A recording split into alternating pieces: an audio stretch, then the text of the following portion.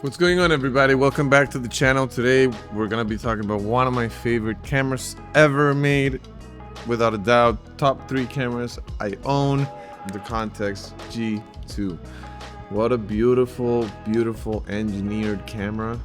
For starters, let's go back and look at a bit of the historical context. Contax, it's a company that stopped existing, I think, in 2005. In the 90s, the company was purchased by Kyocera, and in 2005, they decided to essentially terminate the Contax brand. Boom! Specifically, when it comes to the Contax G2, this is the successor to the Contax G1, which was the first introduction of a rangefinder autofocus system. And as you could probably imagine, the G2, it's the improved version of the G1. The demographic that they were going after was premium rangefinder users, which essentially the market was capped by Leica. I guess where they had an edge, a little bit of an edge, was one, the fact that it was cheaper than the Leica, and second, the fact that the G series lenses were made by Zeiss.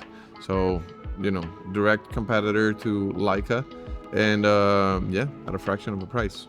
Another thing that they were using as a competitive edge is that this is the very first rangefinder to feature autofocus. And the way it autofocuses, it's this little box right here. That's an infrared. That's what it uses to calculate between the plane of the film and whatever it is that you're focusing. Fast forward to 2025, this company doesn't exist anymore. Kyocera terminated the Contax brand in 2005, which made it very difficult to, you know, find parts, very difficult to repair, and very difficult to find. That's partially why it became a cult camera, and also the spike in prices. But we'll get into that later. A lot of people ask themselves why this camera is so expensive, which directly relates to the cult status of the camera. One big contributing factor to that, it's the autofocus.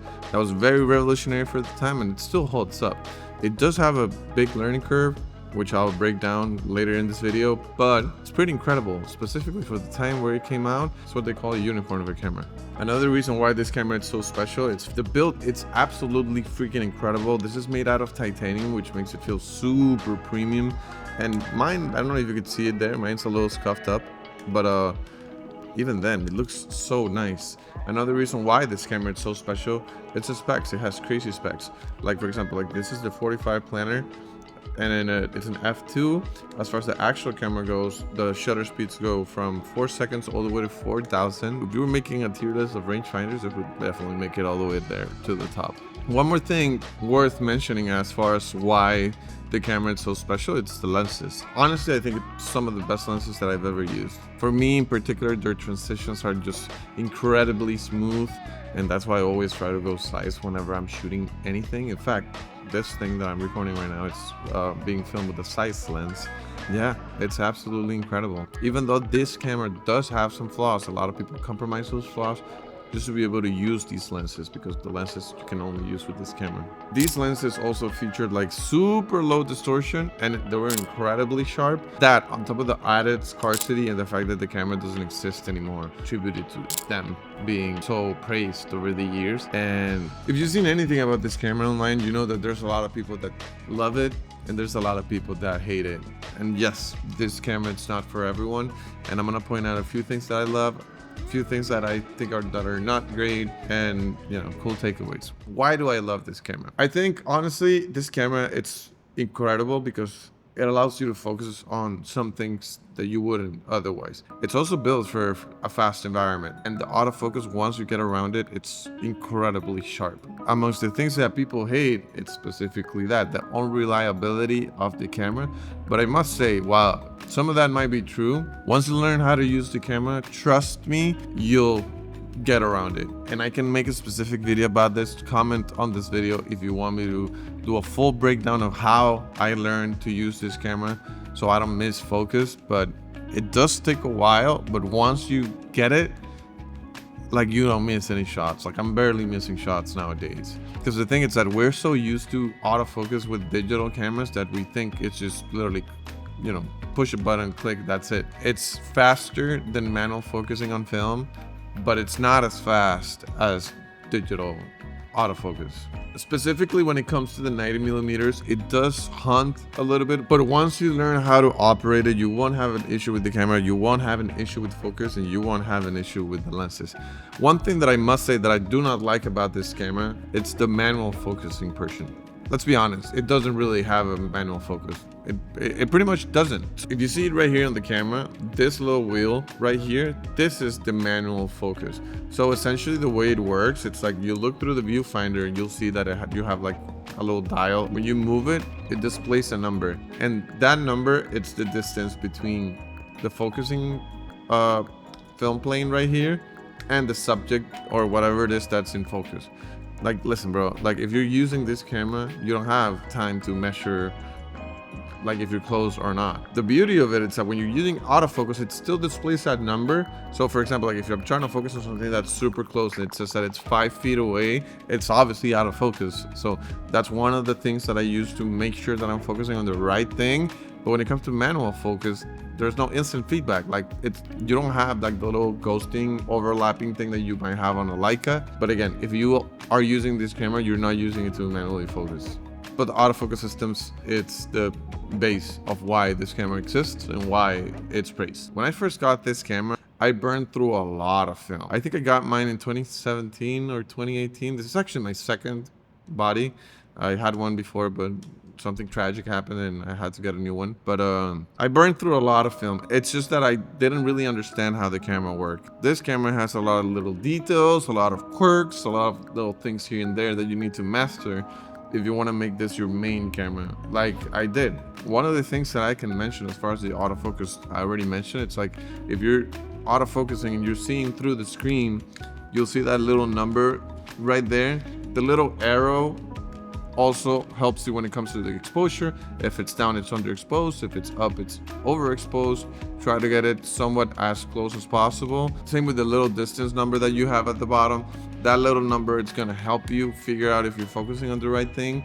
If you're doing macro shots, this is not a camera for macro shots. Another super important thing, and I feel like probably the most important thing that I learned about this camera, it's that you gotta meter and focus for the center. It's the best thing you could do. So usually the way I would do it, it's very classic. So I would focus on and meter on what I want to meter and focus. So just for the purpose of giving an example, I'll focus on this light, and then when I'm shooting it's right here, I'll just reframe it like this. So that way, yeah, I'm making sure that I'm focusing on the right thing, which works hand in hand with this little wheel right here on the back. You'll see that it has three little letters right here.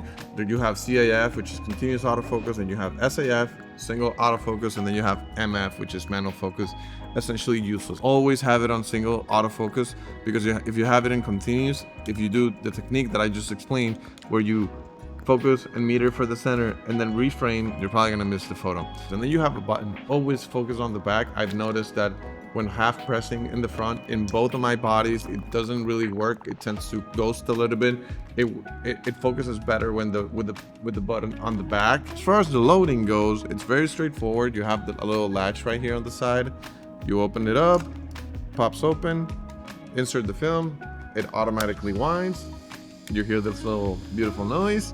That's it. Very, very straightforward and super reliable. Never had a problem with it. That being said, there's a big elephant in the room, and it's obviously the price point of the camera. This is an extremely premium camera. When I bought it, they were super cheap. I actually looked up a graph just to kind of like see what the prices had been from like 2022 to 2025. And the increase of the price, it's been a little bit crazy, specifically 2024. Like I think I bought mine with the lens for like, I don't know, like $1,000. And I'm seeing here that in 2024, a sell price for 4,000 euros, which is absolutely insane. Mostly it ranges between the 2,000 and 3,000 range. So yeah, obviously the more people buy it, the more expensive it's gonna be. So if you do happen to find a cheap one, I would most definitely try to cop it. So if you do have one, keep it. And if you don't have one and find one that's cheap, buy it. That's my 2 cents, you know. Who is this camera for? I feel like this camera is for someone who works in a fast-paced environment, who's doing street photography, who's doing tour photography, who's shooting in places where you really don't have the luxury of stopping and thinking for an extended period of time, I feel like this camera is for someone like that. It's also for someone who loves the Zeiss look, you know, loves the creamy transitions, creamy lenses. I feel like this camera might also be for you. And overall, I feel like it's for people who love convenience. For people who, in my case in particular, I usually use it when I'm shooting artists, right? And when I'm shooting artists, there's a lot of cases where I'm doing multiple jobs. I might be directing a music video, but in that same music video that I'm directing, I might be shooting the photography for the promotional aspect of it. So I have to do multiple things at the same time, and I need to work fast, and I need something that's convenient. This is the camera that I take with me. If you're a director of sorts, or if you're doing, you know, multiple things at the same time, I feel like this camera is incredible for that. If you prioritize mechanical feel, modularity, and adaptability, this is not your camera. You're better off just getting something like a Contax G2 like I mentioned, or something like a Canon F1N, or a more mechanical camera. This is not your camera. So depending on which one you fall in, I think that's a pretty good, yeah, it's a pretty good rule of thumb to kind of like guide you on whether you should get this camera or not. So yeah, guys, that's the Contax G2, my beautiful, beautiful camera that I love. And yeah, I would love to hear what you guys think. Let me know if you've had any experience with it, or if you had beautiful stories or horror stories. I know a lot of people who've had great experiences, and I know a lot of people who've had, you know, terrible experiences, specifically with the G1. Sub up, like up, let me know in the comments, and yeah, guys, my name is Gara. I'm a multidisciplinary artist. If you don't know about me, you can check me out on Instagram. You can check me out on my website, on TikTok, Twitter. I'm everywhere. I'm gonna leave the links to that in the description. And I see you, gang, in the next one. Peace out, gang.